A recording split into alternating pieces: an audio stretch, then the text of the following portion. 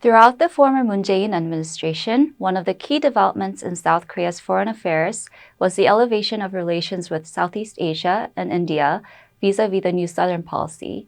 It's of great interest for the international community as to how the new Yoon Seok Yul administration will take on the legacy of the New Southern Policy as well as its lingering challenges to align it with its own foreign policy objectives throughout the next 5 years. In forecasting and analyzing the future trends of South Korea's relations with its Southeast Asian partners, we can build on the New Southern Policy's 3Ps framework from the former Moon administration: people, prosperity, and peace.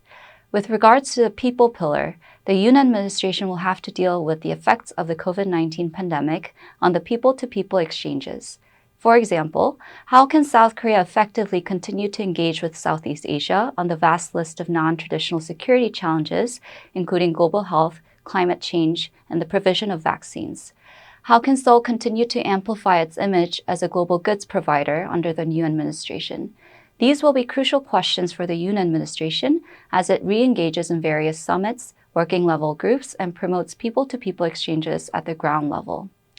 Prosperity-related issues, such as those underlying technology and economic security, are also important considerations for the Yoon administration. Supply chain resilience and overdependence on China, for example, are shared concerns among South Korea and Southeast Asian countries, and the Yoon administration has vowed to take a stronger stance against China. Seoul, along with Washington, can help take the lead on this front in areas such as manufacturing and development of semiconductors, large capacity batteries, and other areas of vulnerability. Another way of tackling China's overriding influence in the digital realm would be for South Korea to work with the US and other like-minded countries to help establish digital infrastructure in developing areas in Southeast Asia so that the digital economy could be more diversified away from China. A more domestic consideration would include South Korea's own diversification of engagement within Southeast Asia, as it has traditionally been more heavily reliant on Vietnam compared to other ASEAN member states. Hence, important trends under the prosperity pillar include the Yoon administration's contributions to the wider regional efforts towards supply chain resilience, as well as more domestic efforts to achieve diversification within Southeast Asia.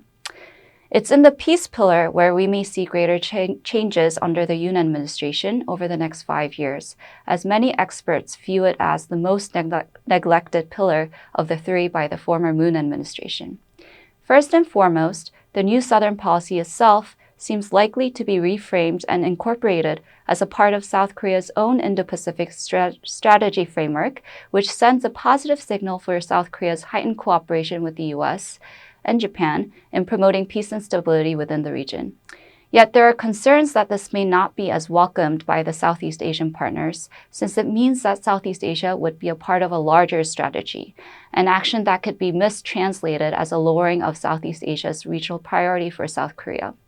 As such, in line with larger concerns as to how the US and South Korea each defines its regional Indo-Pacific strategy or policy, it will be important for the Yoon administration to reassure its Southeast Asian partners of steadfast dedication, especially as the Indo-Pacific Economic Framework or other mechanisms take further shape.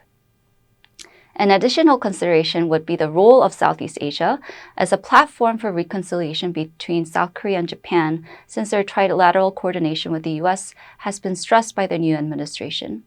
Southeast Asia is an important area for achieving this, since Japan is a lead donor country for ASEAN, with ASEAN viewing it as one of the most trustworthy and amicable foreign partners. Overall, the Yoon administration now faces the challenge of extending South Korea's cooperation with Southeast Asia by building on the initiatives set by the New Southern Policy. This will entail greater people-to-people engagement, heightened cooperation in functional areas including technology and economic sectors, and further coordination with other responsible stakeholders, including the US.